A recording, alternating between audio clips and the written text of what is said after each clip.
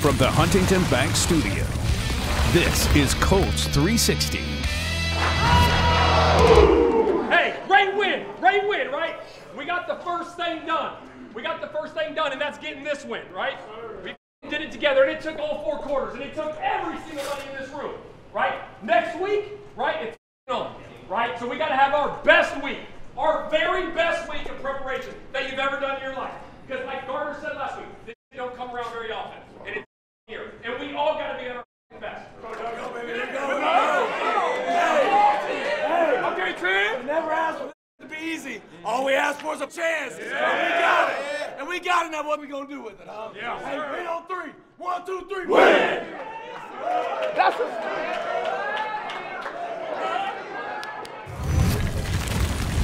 What a way to start the new year, a victory at home and an opportunity to clinch a playoff spot back at Lucas Oil Stadium on Saturday night with a divisional game against the Houston Texans. Joining me now is head coach Shane Steichen for this week's Colts 360. Coach, how do you strike that balance between reinforcing the magnitude with the opportunity you have at hand on Saturday night against the Texans, win and in, but then also just keeping that same process that has gotten you to this point of the season? I think that is the message. Keep the process same. But we all know what's at stake, and our main focus is winning this football game, and however we need to do that, we need to find a way to get that done. And it was a little bit late notice. The scheduling by the NFL didn't really go out until late on Saturday night. You did just play that Saturday afternoon game against Pittsburgh, had a little bit more time to plan for that. How does that experience, though, so recently having that Saturday home game against the Steelers maybe help you with the abbreviated schedule this week? Yeah, no, it definitely helps being in that situation against Pittsburgh on a Saturday. Our schedule will be similar this week going into this game against Houston. Jonathan Taylor, so very close to 100 yards rushing against Las Vegas. How significant was it for Sunday to have him have that type of production coming off of the absence due to the injury, and then just see him, especially with that opening drive touchdown? Yeah, it was huge. Our offensive line did a heck of a job blocking for him all day, and he was hitting it. He was seeing it well. Obviously, you know, he had some big runs there, and obviously getting the touchdown on the opening drive was huge, so it was great to have him. Great explosive plays in the passing game as well. So one to Josh Downs. The career-long touchdown, though, to Alec Pierce. I know all season long, Alec has just exuded so much patience in waiting for those opportunities. I don't think we have video of it, but fortunately, because of where I was able to see your reaction on the sideline. So much excitement for you. What was behind the emotion in that moment, seeing Alec get in the end zone? It was a big play. It was a 3rd and 1 situation, and we were taking a shot there, and we got the look. And obviously, when you get the look on the sideline, you get fired up as a coach, and you got to go out and execute it. And it was a great throw by Gardner, stepping into it, and a great job by Alec coming across the field, and Gardner just laying it, catching him in stride, and hitting it for the big one, so it was awesome. Couple great throws by Gardner, of course, going to Michael Pittman Jr. as well, eclipsed the 100 reception mark on the season. Just the 4th player in franchise history for 100 catches on a season. He joins Dallas Clark, Marvin Harrison, and Reggie Wayne in that company. An elite group right there. How special is it that Michael, coached by Reggie Wayne, the next guy to accomplish that feat? I think it's awesome to be in company with those guys, with this franchise. There's obviously a lot of history, rich history here with those players, but Pittman to be in that, you know, category with 100 catches, over 1,000 yards in a season, testament to him, testament to Reggie, you know, getting him ready to play every week. And if we're talking milestones, we have to talk about Zaire Franklin broke his own single-season tackle record, and then you have E.J. Speed, who led the team in tackles for a 3rd straight week. The dynamic of those two in your defense, what does that give you, not just with the production they have, but the way that they attack each and every week, the physicality they bring on the field? Yeah, they have great physicality, and they show up every week. They prepare the right way. They play together, and they're always in the right spots to make those plays, and it starts with the defensive line, you know, creating those holes and those gaps for those linebackers, you know, Zaire and E.J. to run through and make those tackles, so testament to everyone on defense. And also, got to talk about the performance of JuJu Brents, a career high with 3 passes defense. Tough assignment for much of the day, of course, on him as well against the Raiders. Where have you seen the most growth from JuJu, being a rookie, playing such a difficult position, and then also missing the amount of time that he has to kind of come back in and immediately pick up where he left off? You know, I think it starts with his mindset. Just watching him in practice, watching him in meetings, he's got that mindset that he's not going to be denied. And I think when you have that and you have the physicality that he plays with, he's been great in man coverage for us, and obviously the PBUs have been big, and the growth that he's made, even being out, but being able to step up when he's in there to make those plays has been awesome to see. He told me last week that getting back into, game shape or playing at game speed wasn't as difficult as it was kind of the mental side of it, being out, watching from the sidelines, trying to stay engaged. What is kind of most significant, especially for rookies in that position, trying to stay engaged and wanting to position themselves to make sure that they are as productive when they're able to be back at full speed? Yeah, that's a great question. I think any rookie that comes in the league, obviously the seasons are longer than they were in college, but to have that, mental capability week in and week out for, 17 weeks says a lot about him, says a lot about a lot of the guys, keeping their minds fresh and obviously getting their bodies right week in and week out to go play. I don't know that it could be a more exciting situation in Week 18. Jacksonville, Indianapolis, Houston, all at 9-7. You have an opportunity to sweep the Texans, get into the playoffs. You obviously played Houston much earlier in the season. What strides have you seen from them since you faced them early on, in particular with their quarterback and C.J. Stroud? He's playing really good football. C.J.'s playing really good. They're explosive on offense. They're making a lot of big plays, so it'll be a heck of a challenge for us. So we got to eliminate those explosive plays that they've been doing on offense. And then defensively, obviously Will Anderson, the rookie, he's got 7 sacks. He's playing really good football.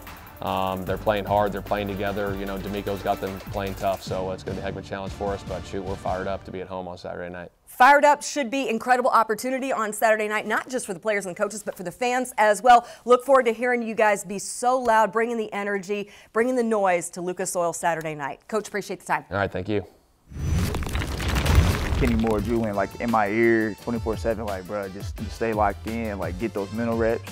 And it has paid dividend for me just now. Once I get out there, just seeing pictures and getting all those reps mentally, it's allowed me just to play fast. And my body's gonna do what it's gonna do. It's gonna catch up with everything else. So that time being out was a tough time, but it was kind of like just another time for me to be able to rebound and keep growing.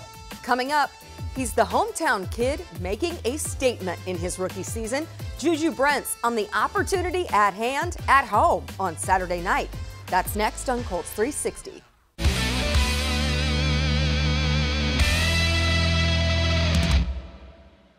Forte Sports Medicine and Orthopedics is proud to be the team physicians of the Indianapolis Colts. At Forte, fellowship-trained physicians and staff provide comprehensive, specialized sports medicine and orthopedic care to active patients of all ages. To learn more, visit forteortho.com. It's time for the Forum Credit Union Question of the Week. When was the last time the Colts had a successful win and in playoff scenario? 2018. After starting the season 1-5, the Colts beat the Titans in Week 17 to advance to the playoffs. Visit the Forum Credit Union Fan Forum section of Colts.com to interact with other fans online. Forum Credit Union, helping members live their financial dreams.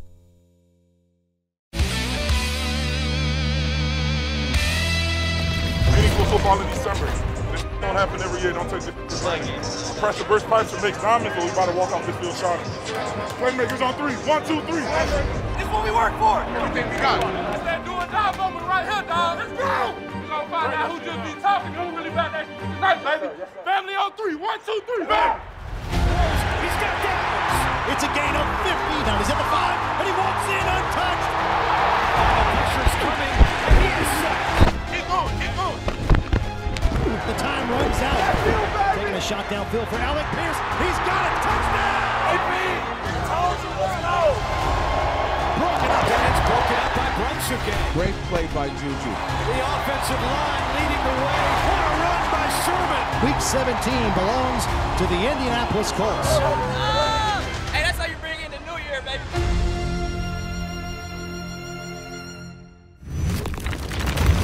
Joining me now, Colts cornerback and more importantly, Indianapolis native JuJu Brents. JuJu, when you were drafted back in April to your hometown franchise, could you have envisioned having the opportunity in your rookie season, Week 18, divisional matchup, win and in at Lucas Oil Stadium in front of your home crowd? It's crazy. It is crazy. What better would you want it, actually? I don't know. It's just you never know how things going to play out.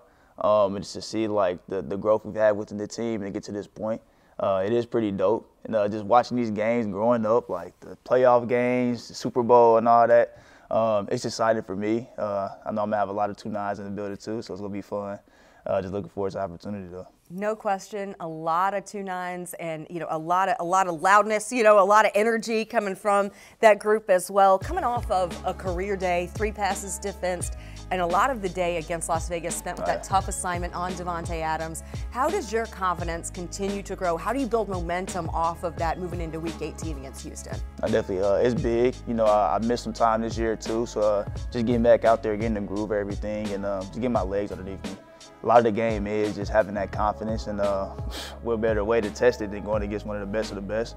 So it was good to be out there, go toe-to-toe and compete, and then just keep this momentum moving forward, man. Just had the same mentality, excuse my language, but it's kind of like having like a pissed off focus, and just not getting seduced by success. So yeah, it was a pretty good game, but keep moving forward, man. It's winning time. Love that. And you missed some time early on in the season. Then you did have that 6-game stretch. Yeah. How did you treat that period of time so that you could stay engaged mentally, physically as much as possible, so that when you did come back, you could try to, as best as you could, pick up where you left off? Yeah, it was kind of tough, just not being out there physically with my guys, just knowing the competitor I am, but just having like my vets like Kenny Moore, Julian, like in my ear 24/7, like, bro, just stay locked in, like get those mental reps, and it has paid dividend for me. Just now, once I get out there, just seeing pictures and getting all those reps mentally, it's allowed me just to play fast.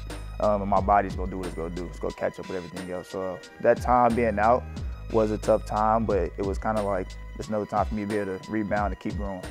You mentioned the vets. You have such incredible veterans in that secondary. You have Kenny Moore, you have Julian Blackmon, but to also have Jalen Jones, a fellow rookie in that position. How much have you guys benefited from one another being in a similar position in your rookie seasons? It's huge for both of us, man.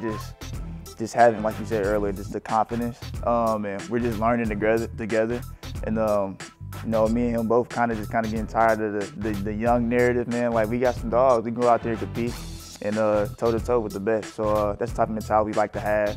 And yeah, like you said, with our vets, it makes it a lot easier for us to just play fast, just know we got some guys around us. And I say Kenny and Julian, but even guys like Ronnie Harrison, who's a lot of experience and getting thrown in the DB and playing linebacker, making the switch around, man. You can just see we got a lot of football guys who kind of get it, and we just go out there and play fast. At your position specifically, how much of your success comes from, yes, the preparation, the practice, the film study, and then also just playing instinctively? Right. A lot of it is, you know, with receivers or just offensive mindsets, they kind of know what they're doing. For us, it's all like instinctual and all reaction. So just the way we practice, I would say that's the main thing. We practice hard, intense. So like once we get to the game, it's kind of just second nature. You don't got to think about, I need to break fast. I've already done it all week. So just go out there, play fast. And sometimes you let all the noise kind of crowd your mind. You got to go out there and be free, just play football. You mentioned all of the 2-9s who will be there. So many people excited for this opportunity, just Colts fans in general, who are going to be there at Lucas Oil Stadium on Saturday night. How have you navigated over the course of the season all the demands that come from being a rookie, especially being a rookie in your hometown when I know you have friends and family who are so excited for you, want to be part of it, but then there's only so much that you can do because you got to stay focused on the task at hand. Right, yeah. I know my mom's, I let her kind of take that role and handle the hard work for me. It is good just having like a strong support staff around me, and just not allow, you know, certain distractions get in the way of the main thing. So it's been pretty good. The love's been real in the city. And yes, I am glad I got my mom here because she does help me tremendously. Shout out to Mom. And yeah, it's gonna be a good time this weekend. It's gonna be good. Let Mama be the enforcer, right? Tell the people no. Hey, you guys had a great opportunity. You mentioned being in the city. You guys do so much community work, have an opportunity to engage with the fans. And earlier this week, you guys had a special opportunity to greet a young fan named Daniel. Take a look. We got a special guest. It's his dream to come here, be with the Colts. All right, beat leukemia. All right, let's give it up for Daniel.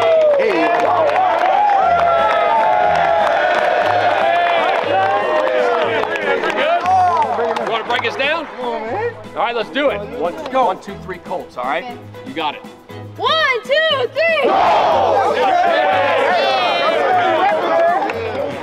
All right, bro. Stay strong, man. Appreciate you sporting the jersey. We got to sign your jersey, too. Hold on. We got to sign your jersey, too. Damn, hold up. Twice.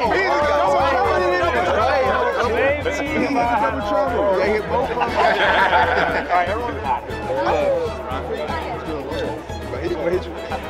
appreciate you, man, very much. See you on Sunday. To the end zone, up in the air, bouncing around, and knocked down. A lot of times during the week of practice, you're not actually practicing the actual Hail Mary you're doing against your own team, and somebody can get hurt. But just going through the mechanics of it, who's going to be in front, who's going to be behind, who's going to be the point person. Still ahead, it's the play you pray for. The secrets of a successful Hail Mary from a guy who's been on the receiving end of them. Coming up on Colts 360.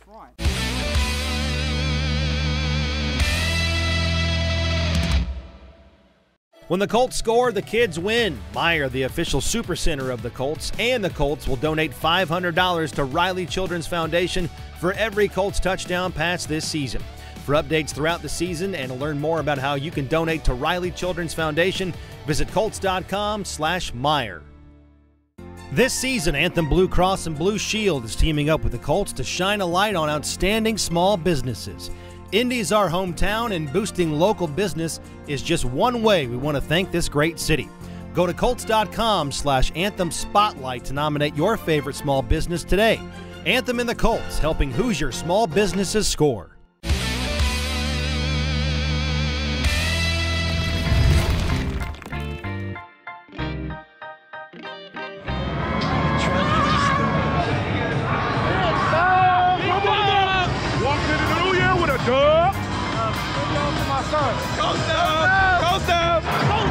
Happy New Year! One more. Indiana. Coast up. Indiana. Got another one. No. Big dub, home wins, surviving advance. Keep going, let's go. That's how you bring in the New Year. Happy New Year. Let's do it. On the must win, let's go! Another one. Big Dogs, part 3. Hey, W, one more left next week, Lucas Oil. Let's get this win, finish strong. Hey, great home win. We're back at it next week. Another win. That's my dog. Oh yeah. Yes, sir. Hey, we got that dub and we out. Back to work next week, man. Big Dogs, let's go.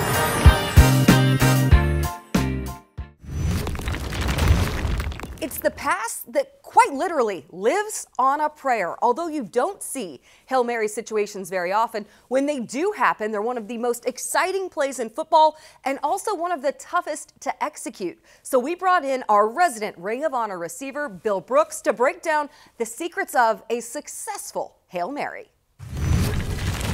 Truly, you are living on a prayer. That's what I guess that's why they got the name Hail Mary. Throws it up in the air, says a prayer. It is caught! It's caught! Oh, he caught it! Unbelievable! Miraculous! Oh, my goodness! Oh, my goodness! Miracle is up in the air, caught! Touchdown! They call it in some circles the Hail Mary. It was certainly prayerful.